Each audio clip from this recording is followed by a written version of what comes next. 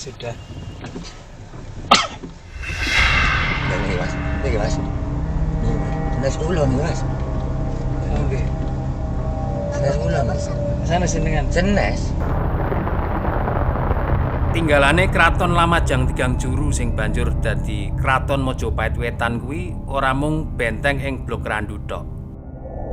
Kaya sing tak aturake ing video sadurunge, miturut para ahli, Blok Randu kuwi mung salah siji situs sing katon ing sandhuwure lemah saka kabeh kawasan sing totale udakara 135 hektar. Dadi saliyane kuwi isih ana maneh, kalebu sing wis pernah dirusak dadi perumahan. Mula aku isih penasaran kanggo nekani papan liyane.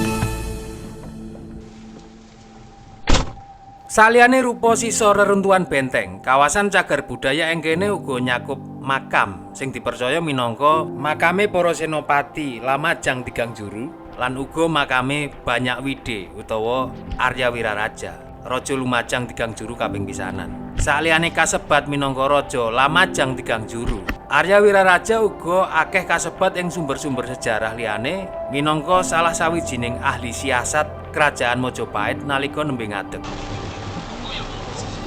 Aku tekan kene iki sejatine gara-gara bar maca bukune Suwargi Dr. Andes Kiai Haji Agus Sunyata sing judule Atlas Wali Songo. Ing buku kuwi panjenengane duwe pinemu yen sak temene kerajaan Islam kaping pisanan ing tanah Jawa kuwi ora ning Demak, nanging malah ning Lamajang Tigang Juru iki. Mula kurang prayoga yen aku ora nyekar lan kirim donga dhisik marang Mbah Arya Wiraraja lan para penderehe.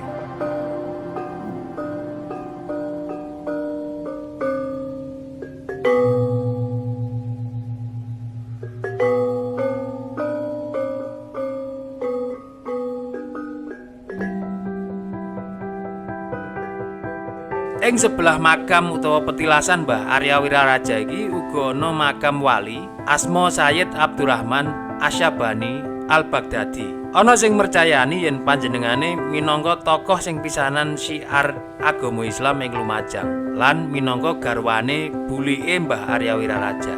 Nanging miturut Suwargi Kiai Agus Sunyata kuwi makame salah siji putra utawa peneruse Arya Wiraraja ing Lumajang Tigang Juru.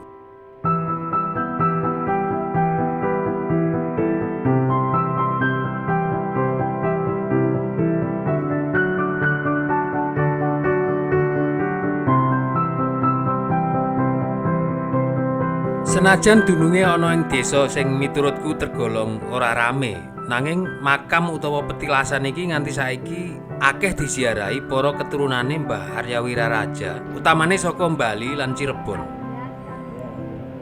Kaya sing awake dhewe weruhi saiki, ing video iki nalika aku ning kene, uga ana peperang peziarah sing isih duwe trah Mbah Arya Wiraraja.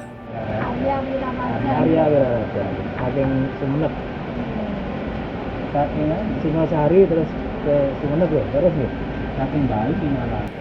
Aku nyemetake jagongan karo peziarah sing ana ning kono lan lumayan gayeng merga karo ngenteni udan sing dhuwur tenan.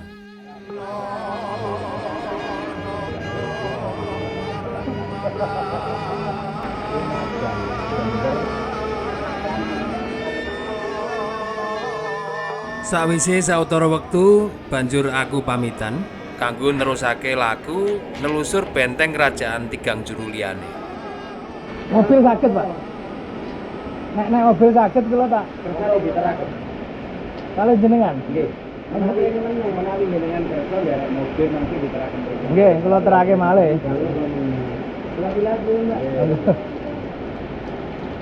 Alhamdulillah ana salah sawijining priyayi ing makam kuwi sing gelem ngeteraku nduduhake lokasi benteng Lumajang Tigang Juru liyane.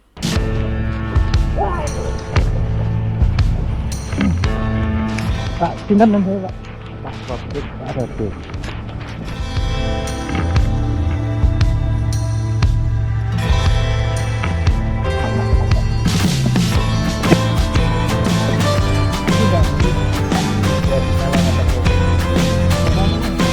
Raden.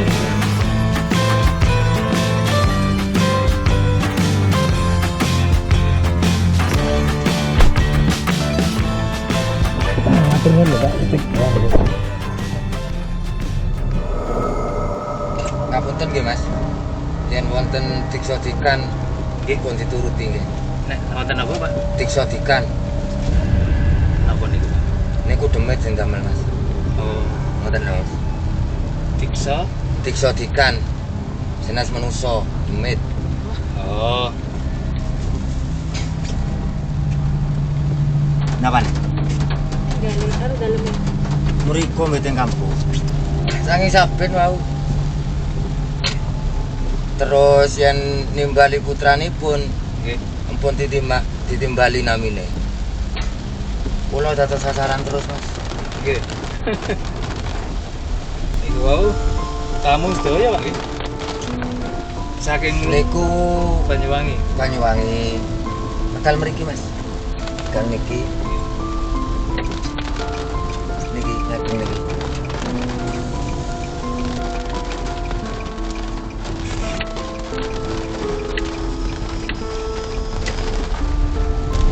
Terus tasik winginane dalu niku nggih ngoten, Mas. Jawa dalu nggih. Nggih. Kula niki dingatenaken. Gang niki, Mas. Gang niki. Terus ini Terus teng salap mriki mawon, teng gerdu mriki, teng mriku. oh mlampah, Pak. Nggih. Ngajeng mriki. Nggih, ini kan wonten telapak ya. Setapak. Hei. Itu mawon. Nggih. Ya.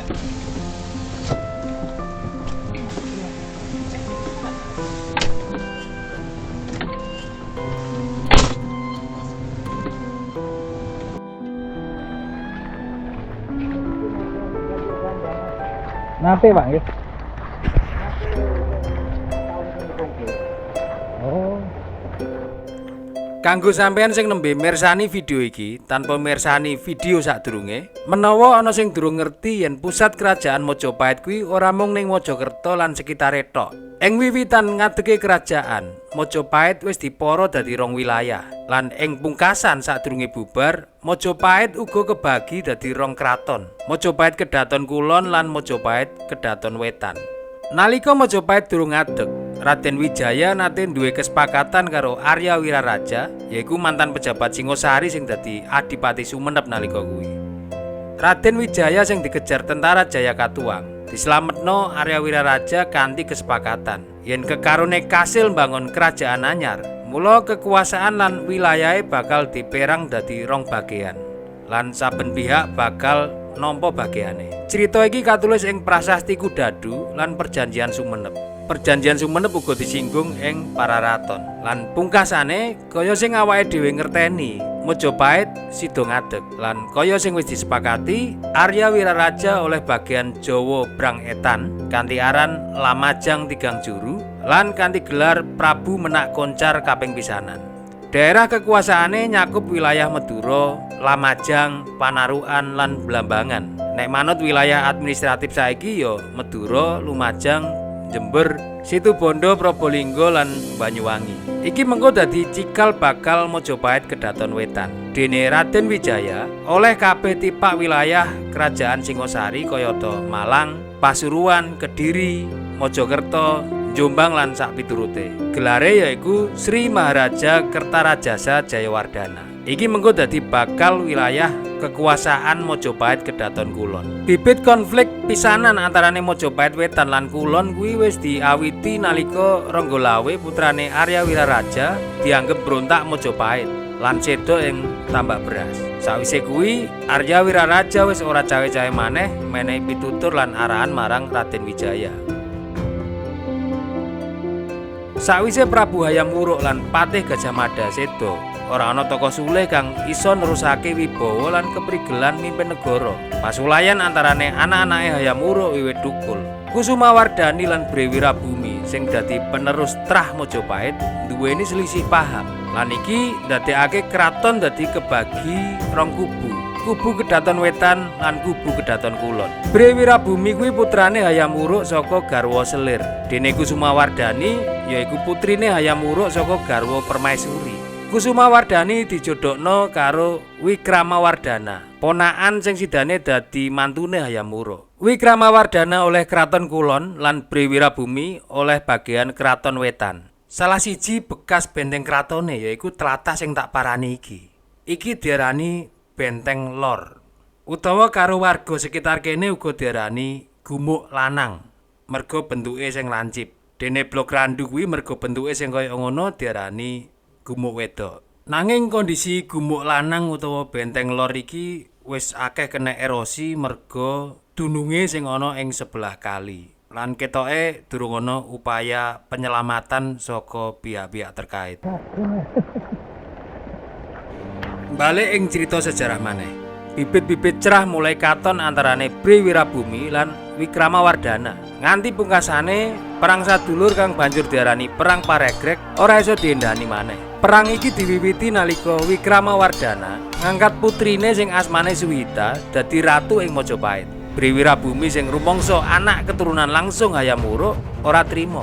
Perang Paregrek diwiwiti ke taun 1404. Kadang Kulon sing kalah Wetan menang, sawalike kadang Wetan kalah Kulon sing menang.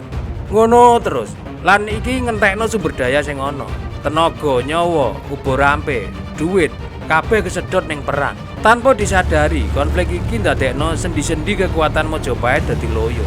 Taun 1405, perang mulai mendho.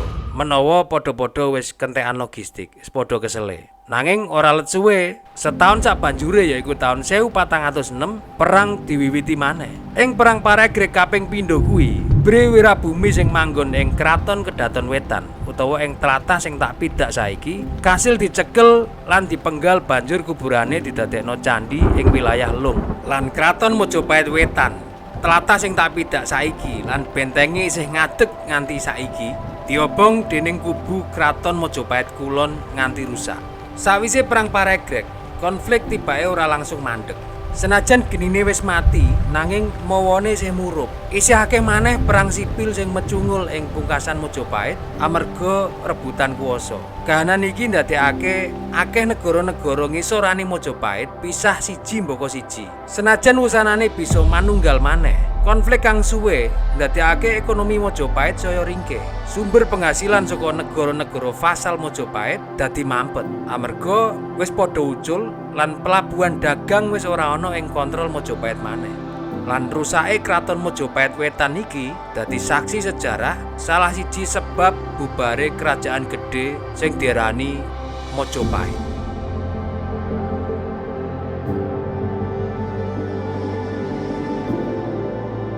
Bubar merga utamane disebabno babagan rebutan kuwasa lan krisis kepemimpinan. Mula muga-muga saka situs iki awake dhewe iso sinau saka sejarah jaman dhisik bab kerukunan sing saiki gampang banget dirusak.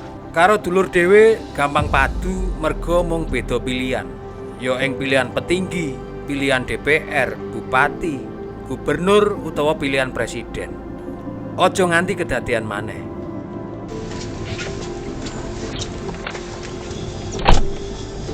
Sudah. Ini mas, ini mas. Senes ulon mas. Oke. Senes ulon mas. Sana senengan. Senes.